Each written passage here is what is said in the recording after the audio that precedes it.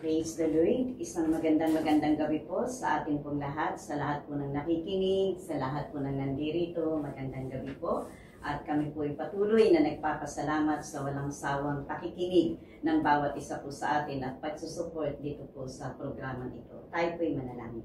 Panginoon, maraming salamat po sa gabing ito, O God, na muli binigyan mo po ako ng pagkakataon na maibahagi ang iyong mga salita sa mga naririto at sa mga nakikinig.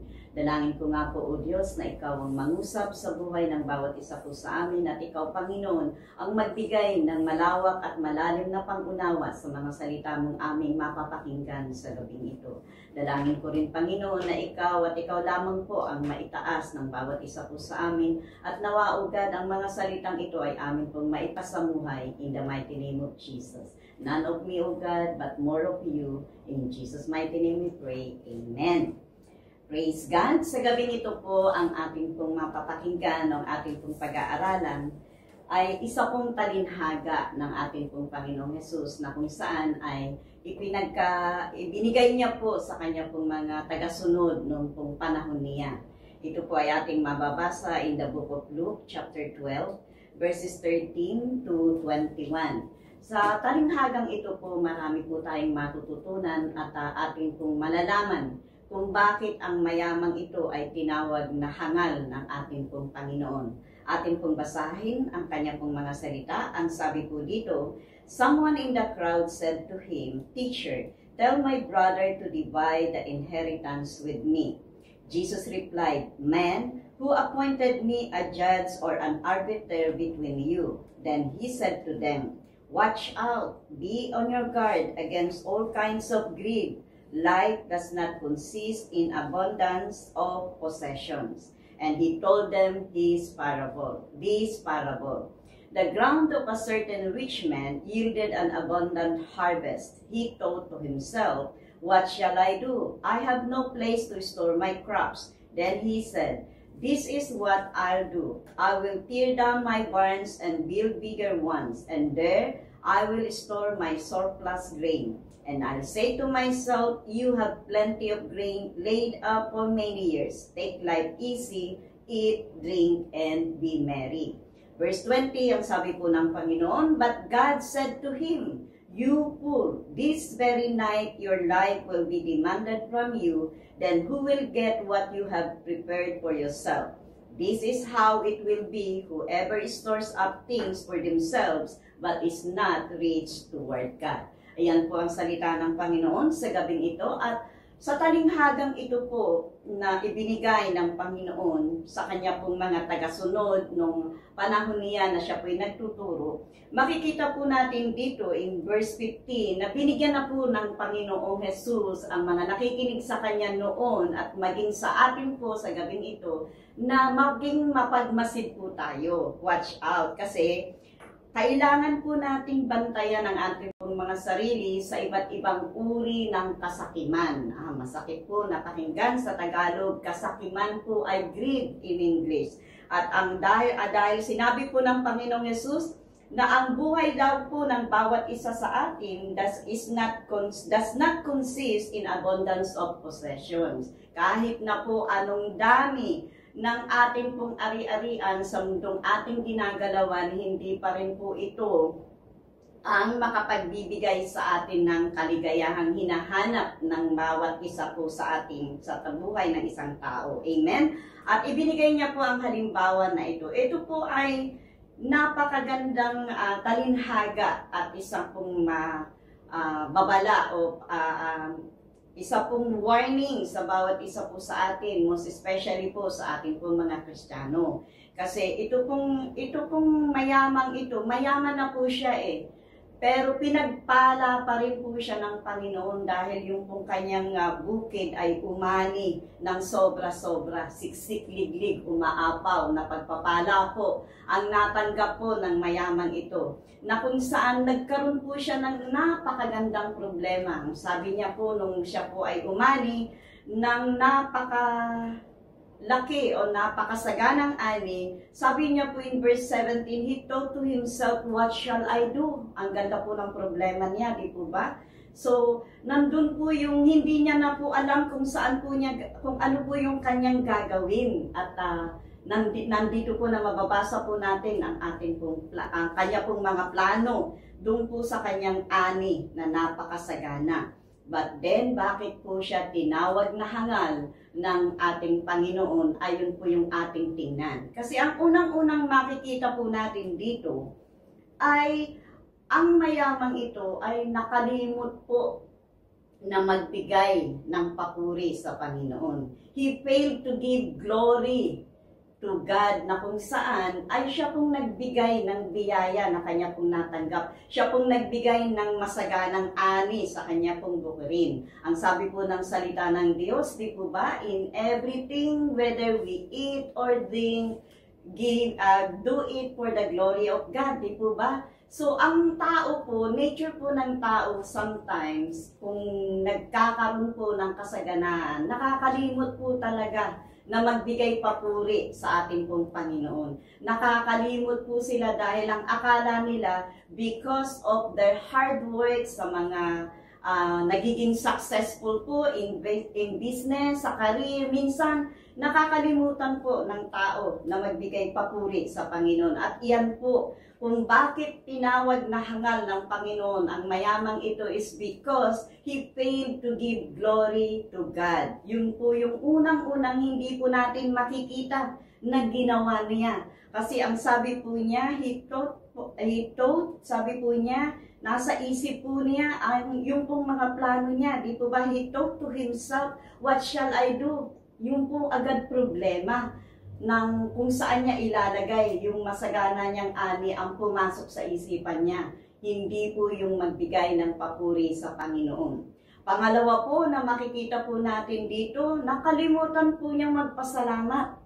Nakalimutan niya pong magpasalamat sa Panginoon na kung saan ay ang Panginoon po ang nagbibigay ng ability sa bawat isa po sa ating to earn, to get wealth. Di po ba? Kung ang ating kalakasan bilang manggagawa o isang employee o isang domestic helper ay mawawala po sa atin, we are not fit to work, and then how can we earn money? Di po ba? So makikita po natin na ang mayamang ito, hindi naman po nanggaling sa kasamaan yung kung kanyang masaganang ani. So naniniwala ako na nagtanim po siya, nagtrabaho po siya, but then he forgot to give thanks to God, na kung saan ito po yung kalooban ng Panginoon sa bawat isa po sa atin, na nawa sa paggising po natin tuwing umaga, nandun po yung ating pong papuri at pasasalamat na nawa. Maging lifestyle po ng bawat isa po sa atin, na sa bawat katagumpayan, sa bawat masagana, sa bawat pagpapalang ani, o masaganang buhay na ipinagkakaloob ng Panginoon sa atin. Unang-una na sa ating kalakasan physically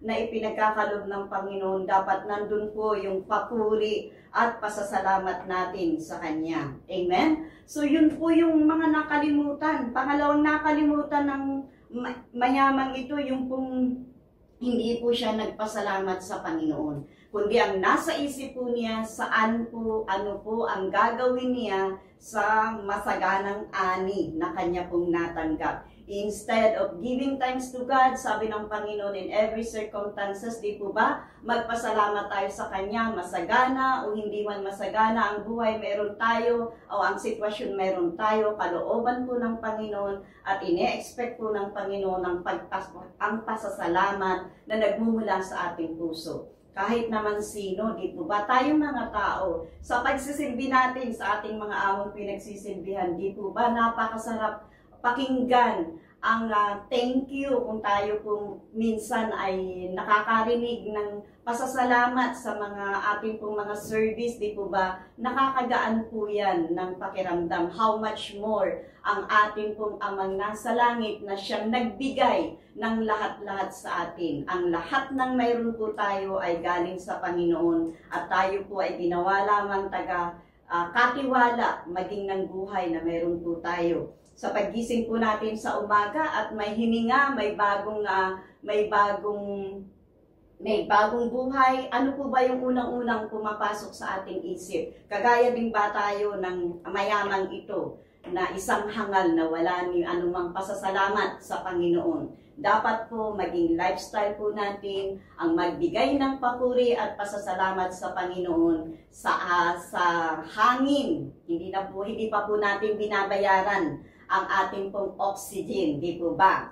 So pangatlo po na makikita natin kung bakit po siya tinawag na hangal ng Panginoon ay tungkol po sa kanya pong plano. Ang sabi po in verse 18, then he said, "This is what I'll do. I will tear down my barns and build bigger ones, and there I will store my surplus grain." Wala pong masama sa kanya pong plano na magpagawa ng panibagong malaking kamalig para po sa kanyang mga ani. But then, makikita po natin dito na wala po sa plano niya ang magbigay. Amen? Wala po sa plano ng mayamang ito na mag-share ng kanya pong blessing. At yan po ay nature ng tao. May mga tao po talagang sakim. May mga tao pong selfish, makasarili. Wala pong, hindi po nagpaplano na mag-share ang kanyang kasaganaan ay para lang sa kanya. Makikita po natin ang pagiging makasarili ng mayamang ito. At sa panahon po ngayon, may mga Kristiyano din pong ganito na wala pong planong magbigay para sa Panginoon. Kahit na pa Sunday after Sunday o everyday na naririnig nila ang salita ng Diyos, wala pong planong magbigay ng kanila pong ikapo. Meron po na kung saan nakikipag-debate pa po ng napakatagal bago po sumunod sa sinasabi ng salita ng Diyos na magbigay. Amen? Mag-support sa gawain o sa trabaho ng Panginoon. Meron po mga taong likas na mapagbigay. Meron pong mga galante. Pero pagdating po sa trabaho ng Panginoon, ay makikita mo po ang kakuriputan o ang pagiging kuripot at ang pagiging makasarili. At sa mga nakikinig po, kung ikaw ay isa sa hindi pa nagbibigay ng ikapo para sa Panginoon, alalahanin mo na lahat ng nasa iyo ay galing sa Panginoon, kaya huwag kang maging makasarili, ibigay mo ang para sa Kanya. So itong taong ito, kaya po siya tinawag na hangal dahil wala po sa plano niya ang magbigay sa Panginoon. Dahil ang plano lang po niya magpagawa ng mas malaking kamalig para mailagay po doon ang kanya pong masaganang ani. Puro para po sa kanyang sarili. Amen? Huwag po nawa tayo maging kagaya nito. Nawa ang bawat isa po sa atin ay maging mapagbigay dahil ang Panginoon hindi po ipinagkait ang Panginoong Hesukristo para po ikaw at ako ay magkaroon ng kaligtasan. Para po ang kasalanan mo at anumang karumihan meron ka sa pamamagitan ng banal na dugo ng ating Panginoong Hesus, ito po nilinis niya, inalis niya. Ang ating pong Panginoon ay sobra-sobra ang pagmamahal sa bawat isa po sa atin at ang talinghagang ito ay isa pong paalala na kung tayo po ay hindi man lang marunong magpuri, magbigay ng papuri, magbigay ng pangsasalamat at wala ni plano na magbigay para sa tahanan ng Panginoon, para sa gawain ng Panginoon, din mag-isip-isip na po ang bawat isa po sa atin. Dahil alam po natin na kagaya ng mayamang ito, tayo po ay isang hangal sa paningin ng Panginoon dahil hindi po natin ginagawa ang mga bagay na ito. Amen? So pang-apat po, na makikita po natin dito, ang sabi po niya in verse 19, "And I say to myself," sa ibang version po, sa New King James Version, ang sabi po doon, "And I'll say to my soul." Sabi po dito, "And I'll say to myself, you have plenty of grain laid up for many years. Take life easy, eat, drink, and marry." Even yung pong kanyang kaluluwa, yung pong kanyang sarili, akala niya belongs to Him. Hindi po niya alam kung kanino o belong ang kanya pong kaluluwa. Wala po siyang plano para po sa eternal life na tinatawag. So, he thought his soul belongs to himself. Na ganun po siya makasarili. Ganun po yung kanyang attitude na sana Ang bawat isa po sa ating nakikinig, alam natin kung kanino, kung para kanino ang ating pong kaluluwa. Alam natin kung ito ba ay pupunta sa langit o pupunta sa impyerno, kasi dalawa lang po ang pupuntahan ng bawat isa po sa atin. It doesn't mean na tinanggap po natin ang ating pong Panginoong Hesus bilang ating Diyos, ang tagapagligtas, ay ligtas na tayo at pupunta na po tayo sa langit. Hindi po yun ang sinasabi ng salita ng Diyos. Dapat po we will work out with tremble for our salvation. Dapat po nandun pa rin yung mga bagay na dapat nating gawin para po alam na alam po natin at magkaroon po tayo ng kasiguraduhan na sa langit po talaga ang punta natin. May mga Kristiyano na gustong makarating sa langit, pero yung pong pagpunta sa church ay on and off, di po ba? May mga Kristiyanong minsan ay 50-50 ang lakad at alam na nila ang salita ng Diyos, pero hindi pa rin nila ginagawa ang kalooban ng Diyos. Ang sabi po ng salita ng Diyos, those who stand firm will be saved, di po ba? And those who call upon the Lord Jesus will be saved. Marami po tayong dapat gawin. Ito pong mayamang ito, tinawag na hangal ng Panginoon kasi ang akala niya po, yung kaluluwa niya, yun pong sarili niya belongs to Himself. Hindi po pumasok sa isipan niya, wala po sa plano niya at hindi po niya alam kung saan pupunta ang kanya pong kaluluwa. What he knows, it belongs to him. Makikita po natin sa kanya pong mga sinabi, puro I. Ilang I po yan? Bilangin po natin. I think 6 po yata na sinabi niya. I say to myself, this is what I'll do. I will tear down my barns. Marami po, puro po para sa kanyang sarili. Mahirap pong maging selfish, mga kapatid. Tayo po ay tatawaging hangal ng ating pong Ama sa langit. And then,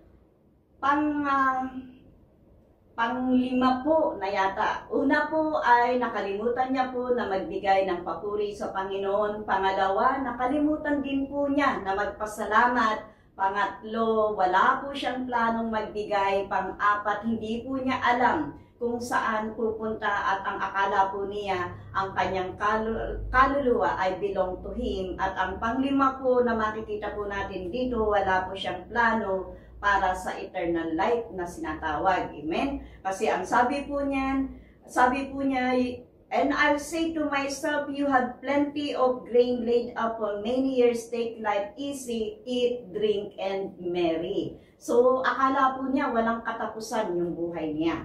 Akala po niya ay masaganang ani niya ay magbibigay sa kanya ng habang buhay na kasaganaan. Pero nandyan na po in verse 20, sinabi po ng Panginoon, but God said to him, you fool, hangal po. This very night your life will be demanded from you, then who will get what you have prepared for yourself? So makikita po natin dito ang katotohanan, masakit na katotohanan, na kung tayo po ay magiging kagaya ng hangal na ito, ng mayamang hangal na ito, sa ating pong araw-araw na pamumuhay sa mundong ating ginagalawan, hindi po natin alam kung anong oras, kung anong araw, anong taon, kukunin ng Panginoon ang buhay na ipinagkaloob po niya, ipinahiram niya sa bawat isa po sa atin. So ano po ang mangyayari sa atin pong mga ginagawa na pagpapayaman? I'm not against being rich dahil kailangan po nating maging mayaman, physically, emotionally, mentally, di po ba? Dahil ang lahat po ng magagandang bagay ay galing sa Panginoon at sinabi rin po sa salita ng Diyos that we can enjoy it. But then, nang naaayon po sa kalooban ng ating pong Panginoon. Dapat po, alam po natin kung paano magbigay ng papuri. Alam po natin kung saan tayo pupunta, kung sa langit ba o sa impyerno, para hindi po tayo maging kagaya ng hangal na ito at hindi rin po sabihin ng Panginoon sa atin na hangal sa oras na tayo po ay kunin ang buhay na ibinagkaloob po niya sa atin. Ang masarap pong pakinggan ay, well done, my good and faithful servant, sa pag-uwi po doon. Ay paano po kung hindi po sa tahanan ng Ama, sa langit tayo mapupunta at sa impyerno.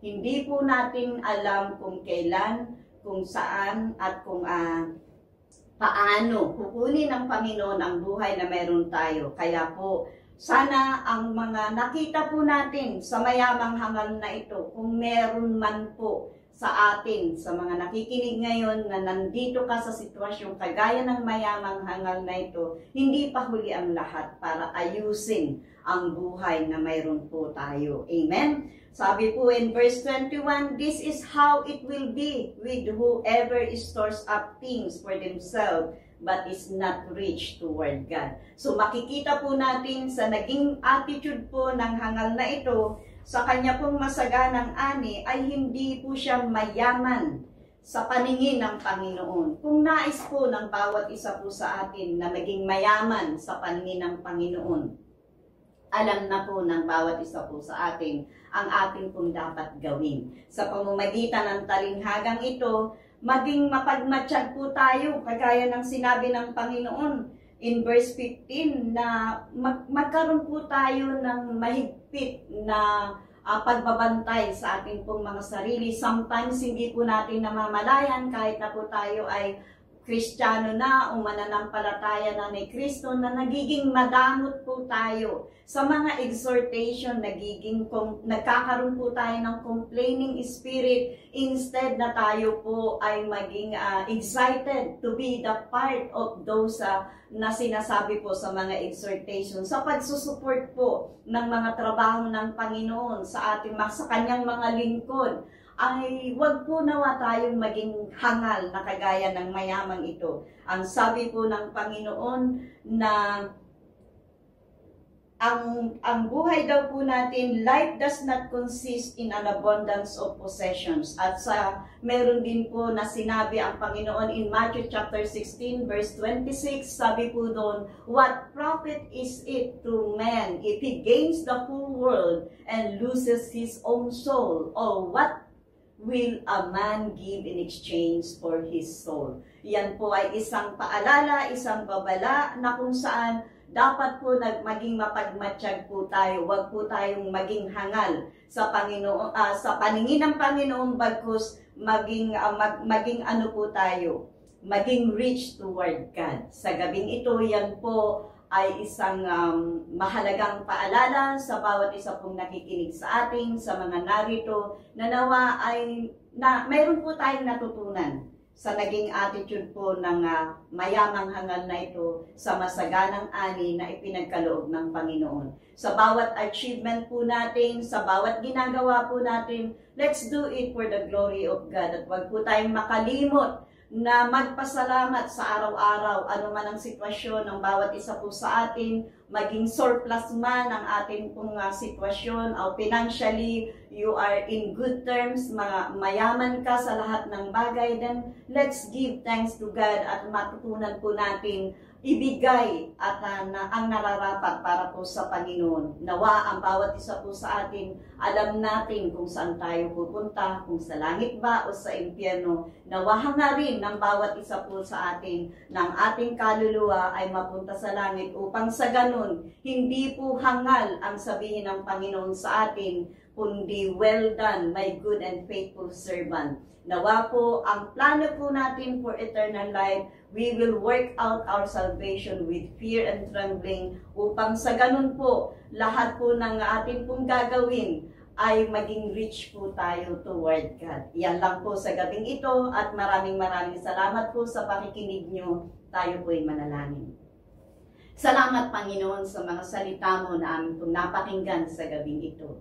Salamat sa mahalagang paalala mo sa bawat isa po sa amin. Dalangin ko nga po, Panginoon, na seryuhan mo ang mga salitang ito na amin pong narinig sa aming pong puso at isipan, upang ito po ay magbigay sa amin ng paalala sa araw-araw, O God, na nawa, Panginoon, hindi po kami maging hangal sa inyong paningin, bagkus, O God, maging mayaman kami sa inyong paningin, Panginoon. Maraming salamat po. Ito po ang aking samot dalangin sa pangangalan mo, Panginoong Yesus. Amen.